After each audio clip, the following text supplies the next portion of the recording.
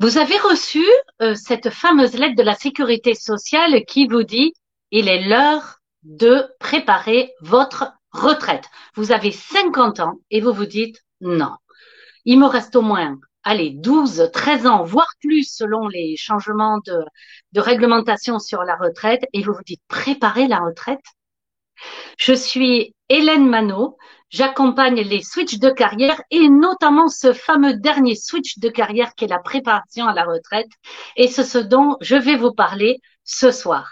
Comment préparer un des bons ingrédients sur comment préparer cette fameuse retraite, qui est un drôle de mot en vrai en français.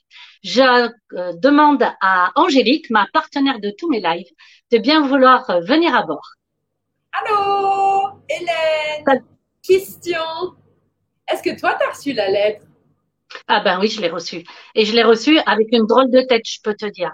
Alors en même temps, la seule chose qu'il vous demande à ce moment-là, dans cette fameuse lettre, c'est quoi? Eh bien, c'est préparer combien vous allez gagner. On ne vous parle jamais de quelle vie vous voulez vivre. On ne vous parle jamais de ce genre de choses. Après, éventuellement, votre quête de retraite vous en parlera. Mais cette fameuse lettre, elle vous dit, connectez-vous au fameux site internet qui va bien pour aller checker que tous vos jobs ont bien été enregistrés. Si vous avez mis également que vous avez eu des enfants, en particulier les mamans, quand vous avez été maman, vous avez des trimestres en plus, on vous demande de tout checker. Donc moi, j'ai rempli mon devoir, je l'ai fait, et après, ben voilà, je me suis dit, je sais à peu près combien je vais gagner, à peu près, parce qu'en plus, quand on est indépendant, on n'est jamais sûr de rien, parce que nos salaires varient, augmentent, on espère, sur notre fin de carrière.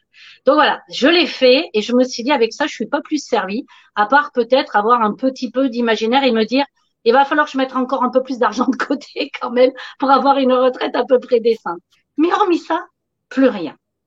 Et donc, c'est ce que j'ai fait, moi, finalement. J'ai commencé par moi, finalement. Hein. C'est ce que j'ai fait en me demandant, c'est de commencer à me poser des questions, mais qu'est-ce que c'est qui va changer, quoi? Et donc, j'ai commencé à tourner un peu en rond en me disant, alors que j'avais un métier de passion, que je l'ai toujours, j'ai commencé à me dire, mais qu'est-ce que c'est qui va changer? J'ai eu beaucoup de mal à m'y mettre. Je sais pas si vous vous reconnaissez là-dedans, mais moi, j'ai eu beaucoup de mal à me mettre, à me dire, imaginez ma vie à la retraite. Parce que je suis de ceux et celles qui ont une vie absolument passionnante où le travail est une source d'épanouissement. Je n'ai pas dit la seule, mais en tout cas une part très importante de la réalisation de moi, de mon épanouissement, mais aussi de à quoi je me sens utile. Oh, Hélène, la question que j'ai pour toi, c'est Angélique? parmi les personnes qui te rejoignent, il y a des gens qui sont qui sont dans ces années-là, pré-retraite. Quelle est la chose, la mise en garde, justement, que tu as ce soir ou aujourd'hui, peu importe, c'est le matin. D'ailleurs, partagez avec des personnes de votre famille, vos collègues. Je suis sûre, une question qui touche beaucoup de monde dans ce qu'on appelle l'économie des... Silver. C'est quoi ces bébêtes-là? Tiens, avant qu'on Ben, plonge, regarde, raconte-nous. tu vois la couleur de mes cheveux? Eh bien, ça vient de là. L'économie des silver, c'est l'économie de ceux qui ont les cheveux gris et qui ne se les teignent pas parce que même ceux qui les teignent, ils savent très bien qu'ils ont des cheveux blancs. Alors on dit les cheveux gris, les cheveux silver, les cheveux argentés. Notre grande coiffe d'argenté, ça fait de nous des sages plutôt que des gens vieux. Et d'ailleurs, on aime bien nous appeler les silver. Moi, je me reconnais dans ces silver. Et c'est toute une économie parce qu'effectivement, il y a de nouvelles façons de vivre. On met l'argent pas au même endroit. On n'a plus les mêmes obligations vis-à-vis de nos enfants. Il y a tout ce qu'on appelle une industrie d'ailleurs de prestations, de services qui va autour des silver. Alors, c'est vrai qu'il y a eu toute une génération, celle des baby boomers, qui sont arrivés à la retraite avec en moyenne, c'est pas vrai pour tout le monde quand même, mais en moyenne, disons globalement, des revenus suffisants pour pouvoir vivre confortablement et faire des choix qui soient autour de leurs loisirs, de leurs activités. Encore une fois, c'est pas vrai pour tout le monde, mais c'est quand même plus généralement. Aujourd'hui, on sait que le capital retraite est quelque chose qui nous revient et que nous avons cotisé ne sera plus du tout le même à équivalence. Donc du coup, l'industrie silver va aussi se métamorphoser là-dessus, pour faire un petit encart là-dessus. Donc, mais avant de parler d'argent, Hélène, tu proposes de se poser des questions fondamentales qui vont en fait guider le choix de la prochaine étape. Alors, je te laisse parler de ces questions à se poser. Alors, surtout une dont je voudrais parler ce soir, c'est celle des rôles de notre vie. Quand nous sommes dans une vie professionnelle, nous avons effectivement quelques rôles de notre vie. Alors évidemment, au cours de notre carrière, nous avons aussi une vie personnelle, une vie familiale, une vie sociale, une vie avec notre communauté et la vie professionnelle. Qui prend et qui partage notre temps autour de chacun de ces rôles-là. Alors c'est sûr que quand je suis une jeune professionnelle et que je vais commencer à construire ma carrière, en parallèle, plus ou moins, je vais sans doute développer aussi ma vie familiale. Je vais avoir des enfants, donc je vais avoir un rôle de maman qui va se construire. Je vais avoir un rôle de maman qui change parce qu'un tout petit enfant, on n'a pas un rôle de maman identique avec celui d'un adolescent ou d'un jeune adulte qui se lance dans la vie. Donc, au fur et à mesure que nous avançons dans notre carrière professionnelle, on la voit d'ailleurs muter avec des concernements qui sont différents parce qu'on aura eu tendance à mettre notre rôle de maman au centre de notre vie et le travail va s'adapter. Notre rôle de papa au centre de notre vie, notre travail va s'adapter. D'ailleurs, aujourd'hui, on a ces congés parentaux avec le congé paternel du papa qui prend de l'ampleur aujourd'hui. Donc, ces rôles de notre vie vont influencer. Mais ça peut être aussi mon rôle de fille. Lorsque j'étais une jeune adulte, moi, mes parents, j'allais les voir pour les fêtes, j'allais les voir à des moments un peu l'été, etc. Mais ils prenaient pas une place dans mon temps très important. Au fur et à mesure que j'ai grandi, j'ai eu des enfants. Et ben, mes parents sont revenus dans ma vie. Ils ont pris plus de temps parce qu'ils sont aussi devenus des grands-parents. Que moi, dans mon rôle de fille, c'est finalement, je me suis repositionnée comme étant la fille de mes parents qui sont les grands-parents de mes enfants. Et ça, d'ailleurs, je parlais de mes parents en disant grand-père et grand-mère et je disais plus papa, maman. Donc, il y a tout un environnement qui change et la place du travail change aussi. Ils peuvent garder les enfants pendant que je pars en déplacement. Donc, ça me redonnait plus de liberté. Et puis, au fur et à mesure qu'on grandit, c'est juste un exemple, hein, le rôle de parent. Au fur et à mesure qu'ils grandissent, ben, ils s'en vont, ils quittent le nid et je me retrouve avec mon travail qui prend peut-être un peu plus de place pour mon propre épanouissement. Sans doute, je comble un peu mon vide. Et puis, j'arrive à ces fameux 50 ans où bah, mes enfants, ils commencent à prendre vraiment leur envol. Et là, je vois, ils commencent à rentrer effectivement dans la vie adulte. Ils viennent nous voir quand ils en ont besoin, souvent aussi quand ils en ont envie, évidemment, mais avec une autre distance. Comme mon rôle de fille va être différent, mon rôle de maman va être différent, mon rôle des amis, j'ai un peu plus de place pour mes amis. Et tout ça s'équilibre avec notre travail. Si mon travail est au centre de ma vie à un moment donné, eh ben c'est sûr que mes amis, je vais plutôt les faire dans mon travail. Je vais avoir des partenaires que j'adore, avec qui j'ai envie d'aller boire un coup le soir, faire un apéro post-travail. Je vais peut-être avoir envie de partir en vacances ou aller visiter des gens qui font des choses un peu similaires aux miennes, par exemple. Ce n'est qu'un exemple. Donc, nos rôles de vie, vous enlevez le travail, eh ben, nos rôles de vie vont changer. Parce qu'effectivement, il n'y a plus le travail qui va compenser ces changements qu'il y a autour de nous. Le travail a été un peu le moment d'ajustement, c'est la variable d'ajustement qui m'a aidé à remplir tous les rôles de ma vie. Et puis là, plus de boulot. Et plus de boulot sans doute du jour au lendemain. Encore une fois, ça, c'est des choses qui peuvent évoluer. Je peux aussi reprendre une activité, y compris professionnelle à temps partiel, souvent, quand c'est le cas. Donc, ces fameux rôles de vie, qu'est-ce que je veux faire des rôles de ma vie? Quel genre de fille j'ai envie d'être? Parce que, ben oui, si je deviens, moi, là, vous voyez, j'ai 56 ans, je vois bien que ma mère devient très âgée. Peut-être qu'à un moment donné, elle aura un peu plus besoin de moi. Heureusement, elle est très en forme, mais ça peut arriver, un peu plus dépendant. Et je vais devenir un peu une sorte de parent quand j'arriverai à la retraite, symbolique évidemment, hein, de ma propre mère. Et donc, je vais revisiter mon rôle de vie. Est-ce que j'ai envie d'être là auprès d'elle? Est-ce que je vais plutôt voir avec elle si elle préfère pas être dans une maison de retraite? Ça va changer mon rôle de vie. Mais moi, en tant que maman, bah forcément, il se trouve que je vais sans doute devenir grand-mère. Et donc, qu'est-ce que ça veut dire dans mes rôles de vie? Est-ce que je veux prendre une responsabilité auprès de la communauté?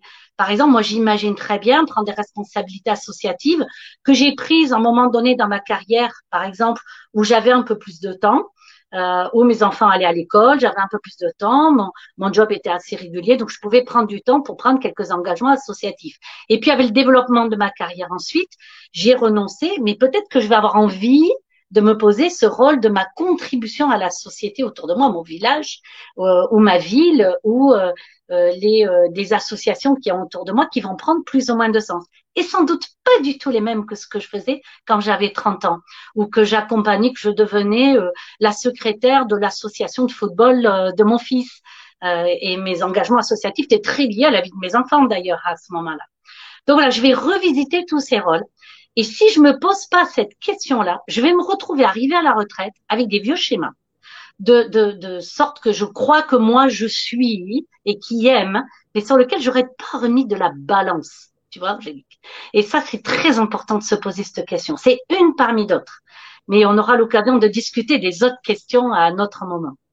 Alors, justement, si je t'écoute aujourd'hui, je te connais absolument pas, Hélène, et je découvre que tu parles d'un sujet que j'ai dans le derrière de ma tête, si j'y pense de temps en temps la nuit quand je me réveille, qu'est-ce que je vais faire? Donc j'ai 50, 55 ans.